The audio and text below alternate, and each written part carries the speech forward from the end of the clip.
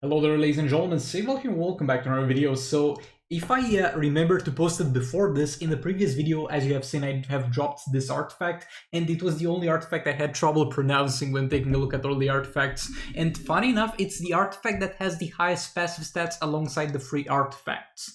Some of my Egyptian viewers said me that how we pronounce it is going to be somewhere around Amulet of Hatshepsut, or if I still mispronounce that, but regardless.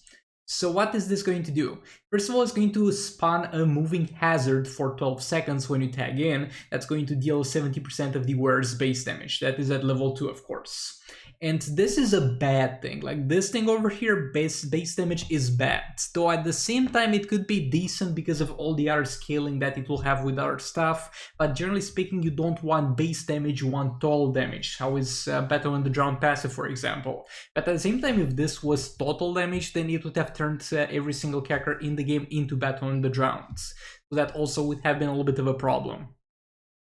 Also, while you're going to be in that hazard zone, you're going to get a damage increase. The damage increase overall is going to be far less than the Crown of Kondak, but you're going to get the flat amount far sooner.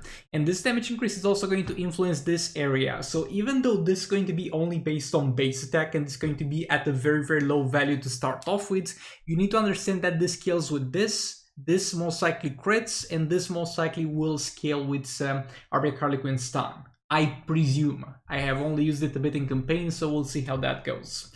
Also, this spells and prevents any negative effects in hazards while you're in the hazard, which is going to be very, very helpful, but only situationally.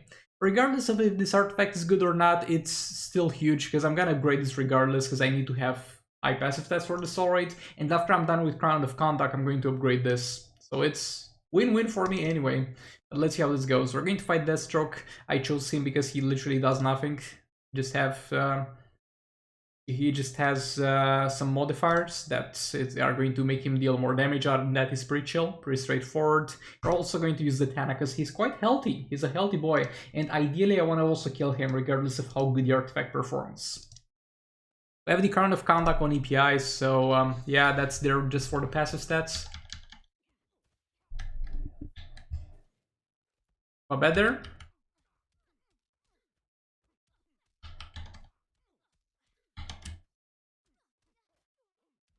Wait, there's something wrong with the sounds. Give me a second here.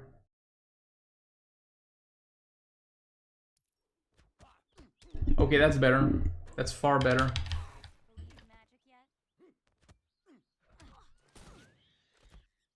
Okay, this is not good. So there's a bug with Sword of Sin that's going to log the enemy's power. Also, the damage we get from it is going to double scale with the League of Anarchy dot damage. This is good where we locked his power because he doesn't have enough to do any specials. This is the perfect place for Zatanna to chill.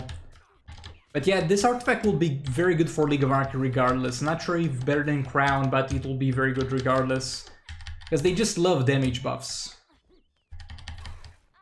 Come on, Zatanna, stack it faster. We want to see the new artifact in action. We don't have time for your bullshit. There we go, we're at max stacks. Can also do super move. I want to get the maximum out of it, though we're already dealing some serious damage. Also, the hazard is going to deal damage, even while your character that's inflicted the hazard is going to be tagged out. But you're not going to get the damage increase part for the other characters, only for the character that's wearing the artifact. And it disappears after a while, so you'll have to tag back in. Also, yeah, that's rather unfortunate. Left tagged in Zatanna. Well, that sucks.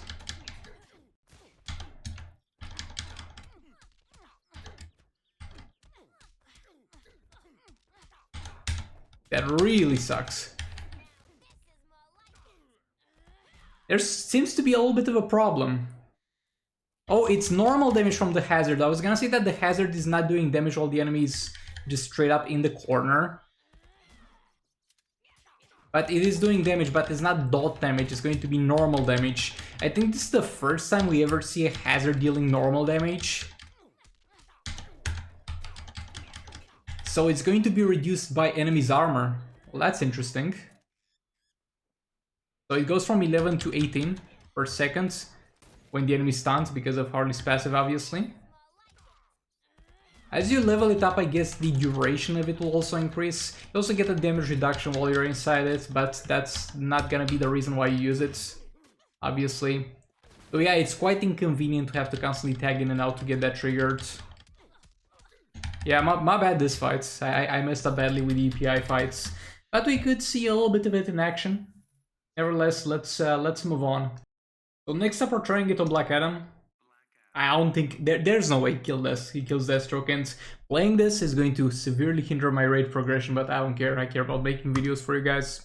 We're going to drop this here. Round of a shoot at level 2. He's going to tag in and out anyway because of that's how his gameplay works, so I think he's going to benefit from that quite a lot. And we have Dark Maul cards on Shazam to also get the crit area in there. Okay, like chill, bro. Being cringe from the start of the fight, my dudes.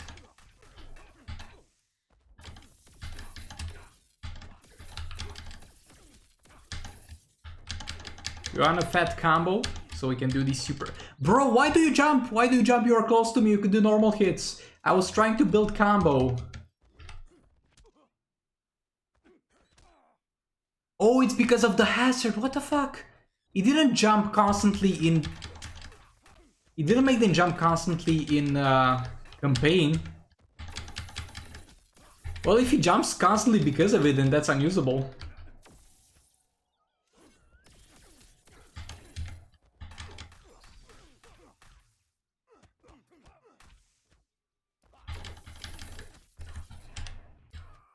Why did you not learn your lesson with Batman the Drowned?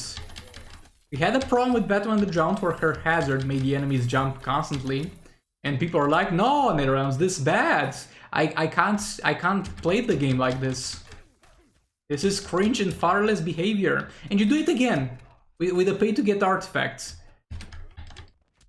Why is he trying to jump out of my hazard? What's the point of having this? What's the point of using this? If I had no artifact equipped on Black Adam, I would have a better time with this. I would have a better time and deal more damage than having this artifact equipped. This artifact is literally handicapping me because the enemy is gonna spam jump attack. This is just outside of the range of dump.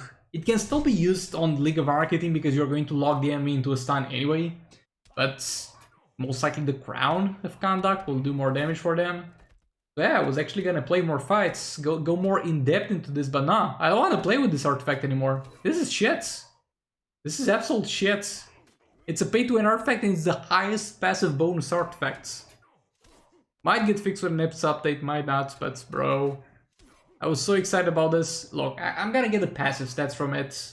That's gonna be very useful for a while. Might eventually upgrade it after I get my Crown of Conduct at level 10. So it's chill, as I said, regardless of if it is good or not, it's gonna be a win-win situation for me. But if you're ever thinking of trying to get this artifact or trying to go for it, number one, most likely Crown of Conduct is going to do far better than it in general, as far as damage goes. And number two, it sucks. It sucks ass as far as gameplay goes. It's literally making you do less damage because the enemy is gonna spam jump attack and annoy you.